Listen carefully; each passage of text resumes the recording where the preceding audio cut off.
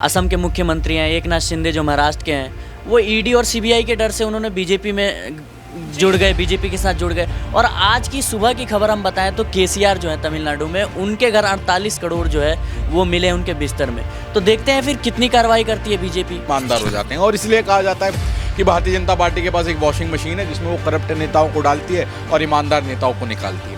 Action बहुत जल्दी होता है कि कैसे उन्हें गिरफ्तार किया जा सके। जैसे आप देख लीजिए, संजय सिंह को लेकर ये उम्मीद थी कि जल्द रिहा हो जाएंगे, अब संजय सिंह तिहाड़ जेल में नहीं जाएंगे, लेकिन वही हुआ जिस बात का डर था। मनीष सिसोदिया तिहाड़ जेल में 228 दिन से अब 229 दिन मान लीजिए, क्योंकि दिन और बढ़ते जा रहे हैं। ये बेसिकली इसलिए ले जा रहे हैं ताकि विपक्ष की जो आवाज़ है उसको दबाया जा सके, उसे खत्म किया जा सके। कि पार्टी के जब नेता ऐसे करते हैं दूसरे विपक्षी दलों पर और अभद्र टिप्पणियां करते हैं, न जाने क्या क्या बोलते हैं, महात्मा गांधी के बारे में क्या क्या उनकी पार्टी के नेताओं ने बोला है, गोडसे को भगवान बना दिया, उस पर कोई एक्शन नहीं लिया जा रहा है। देख रहे हैं आप। नहीं, 2024 से पहले भी तो यहाँ पर यूसीसी और महिला आरक्षण लाया गया। ये भी तो आपकी राजनीति है। जैसे बीजेपी राजनीति कर रही है चुनाव से पहले, वैसे बाकी पार्टियां भी कर रही हैं। बाकी इंडिया अलायंस यहाँ पर बना है। दानिश अली पर आरोप लगाने लगे भारतीय जनता पार्टी के लोग कि प्रधानमंत्री पर कैसे वो गलत टिप्पणी करते हुए नजर आए थे, इसलिए उन्होंने टोका, उन्होंने उकसाया है। तब रमेश बिधूड़ी ने बोला। ब्रजभूषण पर तो कितने गंभीर आरोप लगे हुए, यौन शोषण के आरोप लगे हुए। जो महिला आरक्षण बिल को पास करवाते हैं वही महिलाओं की सुरक्षा नहीं कर पा रहे हैं।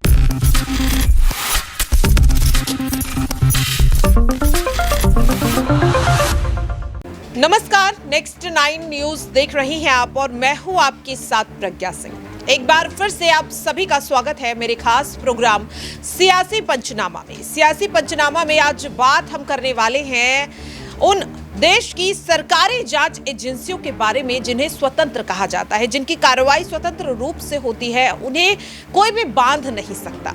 लेकिन अब सवाल लगातार ये उठ रहा है कि क्या ये सरकारी जांच एजेंसियां अब किसी के हाथों की कठपुतली हो चुकी है?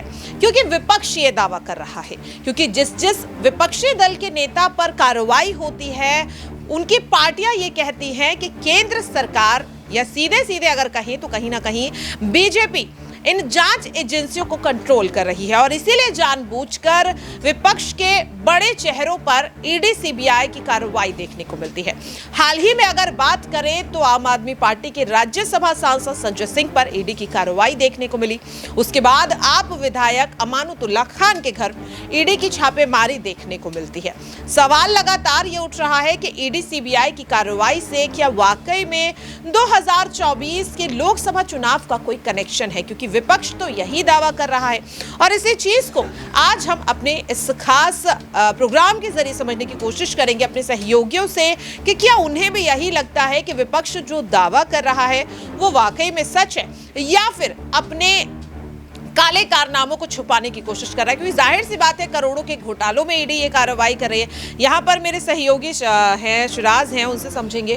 तो देखिए, जिस तरीके से ईडी सीबीआई को लेकर के अब विपक्ष दावा कर रहा है कि वो केंद्र सरकार के हाथों की कठपुतली बन चुकी है, तो क्या आपको भी ऐसा लग रहा है जिस तरीके से इस वक्त हम ईडी का एक्शन देखने को यहाँ पर लगातार मिल रहा है, तो किस तरीके से देख रहे हैं इस चीज को? जी बिल्कुल लग ही नहीं रहा है, ये सबको दिख रहा है, पूरे देश में जो दिख रहा है। जैसे हम बात करें, असम के मुख्यमंत्री हैं एकनाथ शिंदे जो महाराष्ट्र के हैं, वो ईडी और सीबीआई के डर से उन्होंने बीजेपी में जुड़ गए, बीजेपी के साथ जुड़ गए। और आज की सुबह की खबर हम बताएं तो केसीआर जो है तमिलनाडु में, उनके घर 48 करोड़ जो है वो मिले उनके बिस्तर में। तो देखते हैं फिर कितनी कार्रवाई करती है बीजेपी, क्योंकि अटकलें यही लगाई जा रही हैं कि जो एनडीए में शामिल होगी केसीआर की जो पार्टी है, तो अगर इतनी ही अगर सख्त है भाजपा के खिलाफ, भाजपा जो पार्टी है अगर जो है ये क्राइम है इसके खिलाफ है, भ्रष्टाचार के खिलाफ है, तो कार्रवाई करें। देखते हैं कितनी कार्रवाई करती है। हमने कर्नाटका में भी देखा था। तो ये एक तरफा जो है ये सारी रणनीति है, चुनाव आ रहे हैं तो इसको लेके भाजपा जो है पूरी तरीके से तैयार है और पूरी तरीके से एक पार्टी के पीछे पड़ना, उसको कमज़ोर करना, वो भी बिना सबूतों के।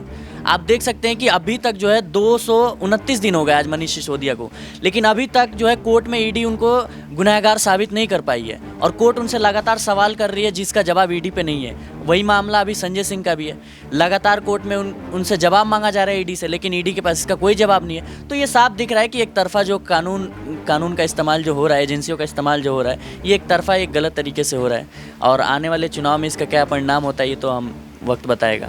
बिल्कुल, वाकई में देखिए यहाँ पर जिस तरीके से शराज ने कहा कि चुनाव में इसका परिणाम कैसा होगा ये तो आने वाले समय पर ही छोड़ देना सही होगा, लेकिन हाँ ये जरूर विपक्ष लगातार कह रहा है कि जिन राज्यों में बीजेपी की सरकार है वहां पर आखिरकार ईडी इतनी ज्यादा फुर्ती क्यों नहीं दिखाती है जितनी कि राजस्थान में देखने को मिलती है, महाराष्ट्र में देखने को मिलती है जब उद्धव ठाकरे सत्ता में होते हैं, या फिर यहाँ पर अगर बात करें छत्तीसगढ़ में अभी हमने देखा था कि किस तरीके से छत्तीसगढ़ के पूर्व मुख्यमंत्री भूपेश बघेल के करीबियों के घर पर ईडी सीबीआई की कार्रवाई होती है। यहाँ पर मेरे सहयोगी तुषार हैं, उनसे भी इस चीज को समझेंगे कि देखिए जिस तरीके से अभी शराज ने कहा कि केसीआर के घर पर करोड़ों रुपए मिले हैं, क्या उनके यहाँ पर ईडी सीबीआई की कार्रवाई देखने को मिलेगी? तो क्या आपको भी ऐसा लग रहा है कि आप एनडीए में शामिल हो जाइए और आपका जो भ्रष्टाचार है या जो भी आपके ऊपर आरोप लगे हैं उनसे आपको मुक्ति मिल जाएगी, जैसे कि कहा भी जाता है कि कहीं ना कहीं वॉशिंग मशीन टाइप अब बीजेपी बन चुकी है? जी बिल्कुल, यहाँ पर भारतीय जनता पार्टी के खेमे में अक्सर देखा गया है कि जो भ्रष्टाचारी नेता दूसरे दलों में होते हैं, जब वो दूसरे दलों में होते हैं तो वो भ्रष्टाचारी होते हैं, और जब वो भारतीय जनता पार्टी में आ जाते हैं तब वो साफ सुथरे हो जाते हैं, ईमानदार हो जाते हैं। और इसलिए कहा जाता है कि भारतीय जनता पार्टी के पास एक वॉशिंग मशीन है जिसमें वो करप्ट नेताओं को डालती है और ईमानदार नेताओं को निकालती है। देखिए जिस तरीके से ये पूरा का पूरा ये जो घटनाक्रम चल रहा है विपक्ष के ऊपर हम देख रहे हैं, और सिर्फ आम आदमी पार्टी के ऊपर नहीं, आपने देखा होगा कांग्रेस के ऊपर चला, टीएमसी पर चला है, हर तमाम विपक्षी दलों पर ऐसे जो इस तरीके के एक्शन है वो लिए गए हैं। ये क्यों लिए जा रहे हैं? ये बेसिकली इसलिए लिए जा रहे हैं ताकि विपक्ष की जो आवाज़ है उसको दबाया जा सके, उसे खत्म किया जा सके, क्योंकि विपक्ष जितना मजबूत होगा उतना केंद्र में बैठी हुई सरकार जो है वो उत्तरदायित्व होगी अपनी जनता के लिए, वो उत्तरदायित्व होगी विपक्ष के लिए, उसकी जिम्मेदारियां बढ़ेंगी, साथ ही साथ उसको अब सारा काम जो है उसका ब्यौरा देना पड़ेगा, वो कुछ भी गलत नहीं कर सकें। विपक्ष किस लिए बैठता है? इसलिए बैठता है कि वो जनता की आवाज़ बन के बैठता है, वो सवाल कर सके। लेकिन भारतीय जनता पार्टी अपने ऊपर उठे सवालों का या सवालों का जवाब देना बिल्कुल नहीं चाहती। तो तुषार, क्या आप यहाँ ये कहने की कोशिश कर रहे हैं कि राहुल गांधी अडानी का मुद्दा उठा रहे थे इसलिए उन्हें सजा सुनाई गई, संजय सिंह यहाँ पर मणिपुर पर सीधे सीधे मोदी सरकार को घेर रहे थे इसलिए उन्हें सस्पेंड किया गया, और अब उन पर ईडी सीबीआई की गाज गिरती हुई नजर आ रही है? देखिए भारतीय जनता पार्टी अपने बारे में एक भी शब्द बुरा नहीं सुन सकती और अपने खिलाफ एक भी आरोप नहीं सुन सकती है। यही वजह है कि जब भी उन पर कोई आरोप लगाया जाता है या उनको कुछ बुरा भला कहा जाता है, उनसे सवाल भी किया जाता है, तो वो सीधा सीधा जो है वो एक्शन ले लेती है। लेकिन उनकी पार्टी के जब नेता ऐसे करते हैं दूसरे विपक्षी दलों पर और अभद्र टिप्पणियां करते हैं, न जाने क्या क्या बोलते हैं, महात्मा गांधी के बारे में क्या क्या उनकी पार्टी के नेताओं ने बोला है, गोडसे को भगवान बना दिया, उस पर कोई एक्शन नहीं लिया जा रहा है। देख रहे हैं आप, तो ये साफ दर्शा रहा है कि भारतीय जनता पार्टी इस समय तानाशाही पर उतर आई है, लोकतंत्र को खत्म कर देना चाहती है, और यही इनका अभी का जो मेन मोटिव है वो यही है।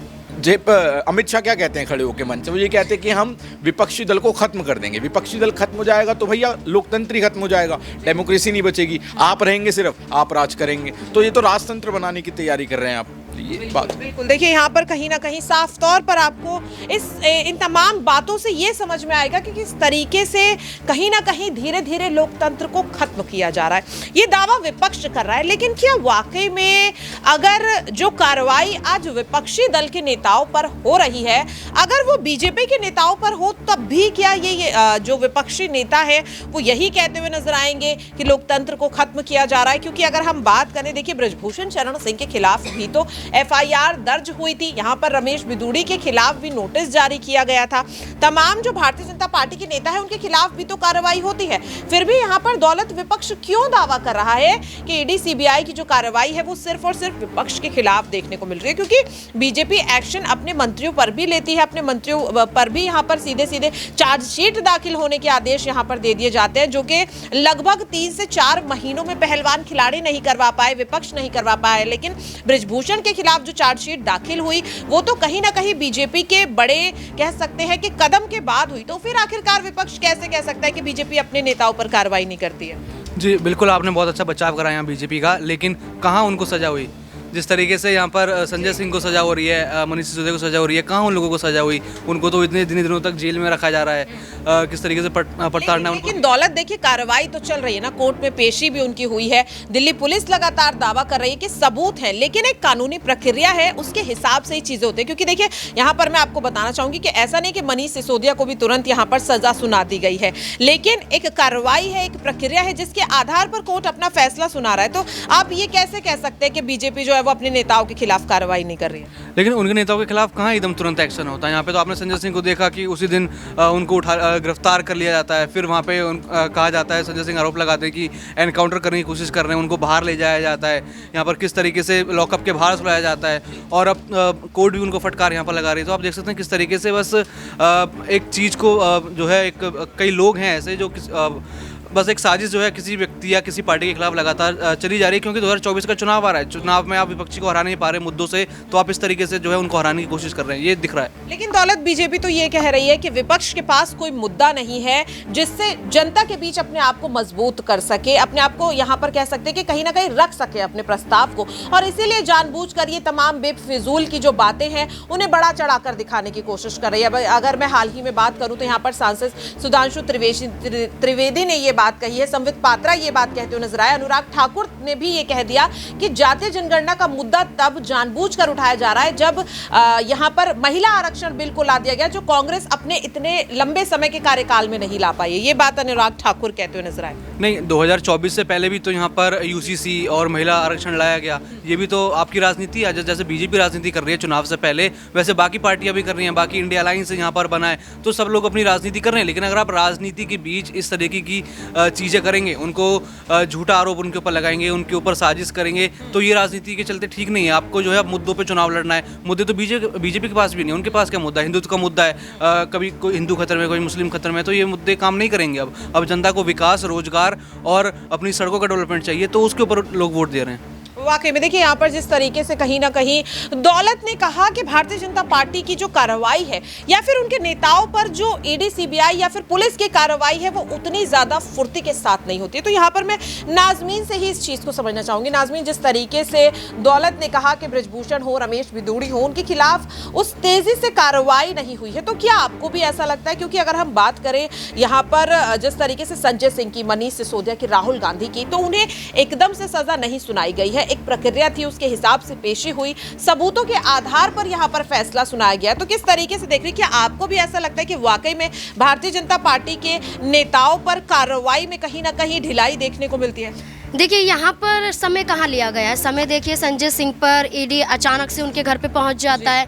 और अचानक से छापेमारी चलती है, और रात को क्या देखा जाता है कि यहाँ पर किस तरीके से गिरफ्तार करके ले जाते हैं। और उसके बाद क्या देखने को मिलता है यहाँ पर कि राहुल गांधी पर जो मानहानि का केस दर्ज होता है, उसके बाद लोकसभा से कैसे सदस्यता रद्द कर दी जाती है। और यहाँ पर मनीष सिसोदिया को लेकर देख लीजिए, यहाँ पर उन्हें फंसाने के लिए लंबी प्रक्रिया तो चलती है, लेकिन एक्शन बहुत जल्दी होता है कि कैसे उन्हें गिरफ्तार किया जा सके। जैसे आप देख लीजिए, संजय सिंह को लेकर ये उम्मीद थी कि जल्द रिहा हो जाएंगे, अब संजय सिंह तिहाड़ जेल में नहीं जाएंगे, लेकिन वही हुआ जिस बात का डर था। मनीष सिसोदिया तिहाड़ जेल में 228 दिन से अब 229 दिन मान लीजिए, क्योंकि दिन और बढ़ते जा रहे हैं, तो वो बंद है। तो संजय सिंह को देख लीजिए, तिहाड़ जेल में जा रहे हैं, अब वो लगभग यहाँ पर 1 हफ्ता 2 हफ्ता वहाँ पर बंद रहने वाले हैं। उसके बाद फिर से सुनवाई होगी। क्या उम्मीद है कि संजय सिंह रिहा हो जाएंगे, तब भी तिहाड़ जेल में बंद रहेंगे। तो ये एक प्रक्रिया चल रही है। अब आप इसे कह सकते हैं कि ये फंसाने के लिए है, विपक्ष पर ही कार्यवाही होती है। क्योंकि रमेश बिदूड़ी को देख लीजिए, अभद्र भाषा का इस्तेमाल किया, कब का एक्शन हो जाना चाहिए था। आप यहाँ पर कुछ नहीं करते, लोकसभा से बर्खास्त तो कर सकते थे, यहाँ पर निलंबित तो कर सकते थे, उसे नहीं किया गया। दानिश अली पर आरोप लगाने लगे भारतीय जनता पार्टी के लोग कि प्रधानमंत्री पर कैसे वो गलत टिप्पणी करते हुए नजर आए थे, इसलिए उन्होंने टोका, उन्होंने उकसाया है। तब रमेश बिदूड़ी ने बोला, बृजभूषण पर तो कितने गंभीर आरोप लगे हुए, यौन शोषण के आरोप लगे हुए। जो महिला आरक्षण बिल को पास करवाते हैं वही महिलाओं की सुरक्षा नहीं कर पा रहे हैं। तो आप देखिए कि कहां कितनी जल्दी किस पर एक्शन हो रहा है और कहां एक्शन अभी तक नहीं हुआ। नाजमीन, ये कहना कि ईडी, सीबीआई जांच एजेंसियां जो हैं वो केंद्र सरकार के हाथों की कठपुतली हैं, क्योंकि ये तो सरकारी जांच एजेंसियां हैं, स्वतंत्र रूप से काम करती हैं। अगर यही कार्रवाई बीजेपी के नेताओं पर होती तो क्या तब भी विपक्ष यही कहता कि जांच एजेंसियां जो है वो कहीं ना कहीं केंद्र सरकार के हाथों की कठपुतली? क्योंकि सबूत तो ईडी सौंप रही है ना, देर से ही सही, लेकिन सबूत सौंपे जा रहे हैं। संजय सिंह के खिलाफ भी सबूत यहाँ पर सौंपे गए हैं और मनीष सिसोदिया को लेकर भी उम्मीद जताई जा रही है कि अगली सुनवाई में सबूत सौंप दिए जाएंगे। देखिए, सबूत क्या है, गवाही सबूत है, उसके अलावा क्या सबूत पेश किया गया है? लेकिन 200 GB का जो डिजिटल डेटा है, जिसे काफी अहम बताया जा रहा है, कहा जा रहा है कि ट्रांजैक्शंस हैं यहाँ पर पैसों की,